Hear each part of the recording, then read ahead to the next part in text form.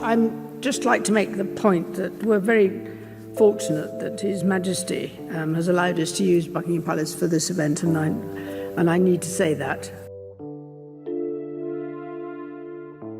Nobody was ready for what Princess Anne walked into that room to do. What was meant to be a quiet birthday celebration for Princess Charlotte inside Buckingham Palace took an unexpected turn the moment Princess Anne stepped forward carrying an old red velvet box. Inside was a royal tiara, one with a history so powerful that its appearance alone changed the atmosphere in the room. But why did Princess Anne choose Charlotte? And what happened next that left the royal family divided? Join us as we uncover why Princess Anne honored Charlotte with a royal tiara and the controversy surrounding reports that she demanded Camilla's isolation. The room that was never going to stay quiet. The May sunlight that streamed through the windows of Buckingham Palace's Grand Hall on Charlotte's birthday was the kind of light that makes everything look ceremonial, even when nothing particularly ceremonial is happening. The flowers were arranged correctly. The seating plan had been arranged by someone who understood exactly which family members needed at least 40 feet between them. The catering was excellent. Everything about the room communicated that whoever had prepared this event had considered every possible variable and had a firm grasp of the proceedings. However, they did not have a firm grasp on Princess Anne.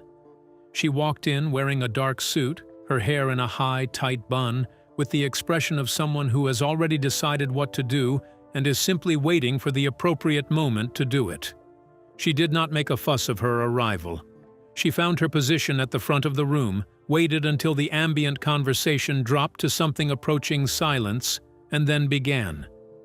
Charlotte stood beside her in a white dress, her golden hair, her grandmother's eyes, and a child's combination of pride and mild uncertainty about why so many adults were looking at her so intensely. She was 11 years old and had been told this was a birthday celebration, which it technically still was, just not in any way that the word celebration usually implies. Anne spoke clearly and with the kind of authority that does not require volume. She said she was formally bestowing upon Princess Charlotte a special honorary Diana title, a recognition not of rank or protocol, but of spirit. She said Charlotte was not simply a young member of the House of Windsor. She was the inheritor of the values her grandmother had lived by: compassion, courage, and an absolute refusal to remain comfortable when people were suffering and in need of someone to stand by them. And then she opened the box. Revealing the content generated a collective gasp of shock across the room. The tiara inside caught the light from the stained glass windows and cast it in small pieces across the ceiling and the faces of everyone in the room. The applause that followed was scattered and complicated, underscored by a wave of whispered conversation that moved through the crowd like wind through grass. Catherine, Princess of Wales, held William's hand with a grip that was slightly tighter than any photograph would have been able to capture. King Charles sat at the center of the room with an expression that could have meant several different things and which he appeared to be actively choosing not to clarify. Queen Camilla was on her feet before the applause had fully formed. The chair behind her made a sharp, dry sound against the floor. Her face was a color that had nothing to do with pride or emotion and everything to do with the physical reaction that genuine fury produces in a body when the social filter has been overwhelmed. Her voice was high and cutting and entirely uninterested in the decorum that the occasion technically demanded. She said it was completely unacceptable. She said Anne had no right to make this decision independently. She said the tiara did not belong to anyone in Charlotte's generation. And then she said what everyone in the room was quietly waiting for her to say, because in retrospect, it was always the thing she was going to say. She said Diana was gone, and what the family needed was to look toward the future, rather than keep digging up the painful past. The hall went silent in a completely different way than it had been before. Anne had not moved, had not changed her expression or even shown any of the signs that someone shows when they have been caught off guard or destabilized by something they did not anticipate. She simply looked at Camilla with the particular steadiness of a woman who had been waiting for exactly this moment for approximately 6 months and was watching it arrive precisely as predicted. That look proved that she had been looking forward to Camilla making a fuss and knew exactly how to handle it. There was a very small movement at the corner of her mouth. Almost nobody in the room caught it. It was the smile of someone who has set something in motion and is watching it move. Charlotte looked up at her great-aunt Anne with wide eyes and whispered her question. Had she done something wrong? Anne bent down to the child's level and said quietly, with complete certainty, that her grandmother would have been proud of her right now. No question. Without hesitation. Outside the palace gates, the press was already beginning to run. But what nobody in that room yet understood was that the ceremony itself was not the story. The ceremony was the conclusion. The story had been happening for 6 months in suburban cafes, drizzly parking lots, quiet private homes, and a basement in Surrey, and it had all been pointing toward this room, this box, and this moment. So what happened during those 6 months that convinced Princess Anne to make a decision that would stun the royal family? And who was the one person who knew exactly what was coming but couldn't keep it to himself? The 6 months nobody saw. Princess Anne had not woken up one morning and decided to hand Diana's tiara to Charlotte on an impulse. What looked from the outside like a bold, spontaneous act of defiance was actually the final move in a very long, very carefully planned sequence of steps, the kind of steps that require meeting people in places you drive to alone, wearing a hat designed to keep your face out of photographs, and listening to things that are difficult to hear without showing on your face that they are difficult to hear. It had started with her noticing small gaps. She had been looking through the royal archives for reasons she had not specified publicly, perhaps routine family research, or something she had stumbled across that made her curious. What she found in multiple places across multiple time periods were absences where presences had been documented. Files that the records confirmed had existed in 1998, in 2005, and as recently as 2012 are simply gone now. There was no transfer record, no archival note, or even a box labeled "Move to Storage." Just empty slots where things had been. The things that were missing were not administrative documents or bureaucratic records. They were Diana's personal letters to William and Harry from their childhood, photographs from hospital visits and from the landmine walks and from the AIDS wards where Diana had sat with patients in the years when simply entering those rooms was considered an act of political courage. Jewelry worn on charity trips, personal diaries, private photographs, items that, taken individually, might be explained away as routine archival management. Taken together over multiple years, they formed a pattern that did not have an innocent explanation. Anne reached out to a former butler named Robert, who had worked directly for Diana for more than a decade. She met him alone at a small, quiet house on the outskirts of London on a grey afternoon, wearing a hat and a dark coat, and arriving without any of the apparatus that normally accompanies a member of the royal family when she goes somewhere. Robert was in his late 70s, white-haired, slightly bent, carrying the posture of a man who has been holding something heavy for a long time and is very tired. He looked around the room carefully before he spoke, even though there was nobody there but the two of them. He said he had debated for a long time before making contact. He said what he was about to tell her could put him in danger. He said he could not take it to his grave. He told her what he had seen. Not a single incident or a single decision, but a series of organized, systematic removals of Diana's personal effects and private documents, beginning after her divorce from Charles in 1996. Palace has had to announce the separation of the heir to the throne, but both the Prince and Princess of Wales went ahead with their engagements today. And accelerating sharply after her death in 1997. 28 years after Princess Diana's sudden and shocking death. Paris, the reports that Diana, Princess of Wales, has been killed in a car accident. Those who experienced that tragic day in history firsthand, reflecting on the chaos, confusion, and heartbreak. Items had been gathered and taken away in the middle of the night. Staff members who had been close to Diana, who had witnessed and known things, had been quietly moved to other positions or encouraged to resign, with justifications that shifted every time they were examined. Some had received indirect communications that made the consequences of speaking very clear. They were told that their careers, their reputations, and the peace of their families depended on their continued silence.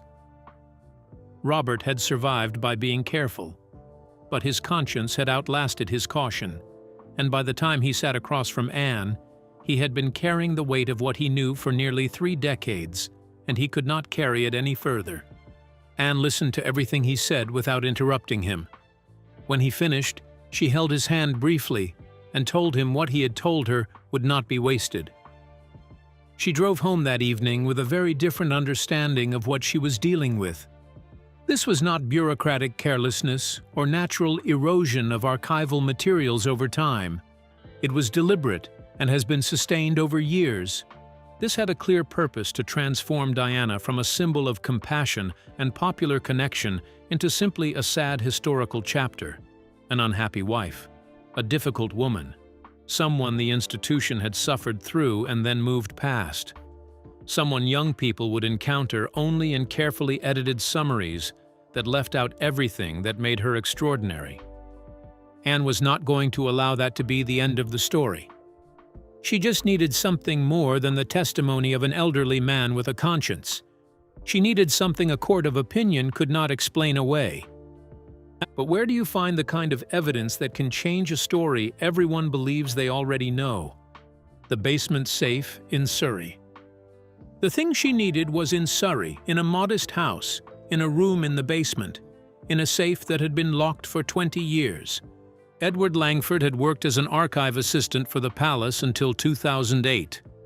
He had retired to Surrey and had been living quietly ever since, carrying the same thing Robert had been carrying: the knowledge of what he had witnessed and the evidence he had quietly gathered to prove it, waiting for a moment when bringing it forward would produce something other than his own destruction. When Anne arrived at his house on a stormy evening, he showed her the safe without any preamble. Inside it were documents wrapped carefully in moisture-proof material, photocopied retrieval records, lists of items removed, dated minutes of internal decisions, specific written instructions for disposal. The kind of documentation that does not simply suggest that something happened, but proves that it was planned, that it was organized, and that it was carried out through an established chain of authority. There was also a small USB drive. Edward explained it before Anne played it. In 2005, still working in the archives, he had attended a meeting with a small recording device in his jacket pocket. He had become suspicious enough about what he was witnessing to take an action he knew was unauthorized. He had kept the recording for 20 years alongside the documents, waiting. Anne plugged the drive into her laptop. The recording that came through the speaker was clear. A woman's voice, cold and certain, giving a direct instruction. Dispose of everything. All letters, photographs, and mementos related to Diana. Leave nothing that could remind the public of her. This is an order. This was definitely Camilla's voice.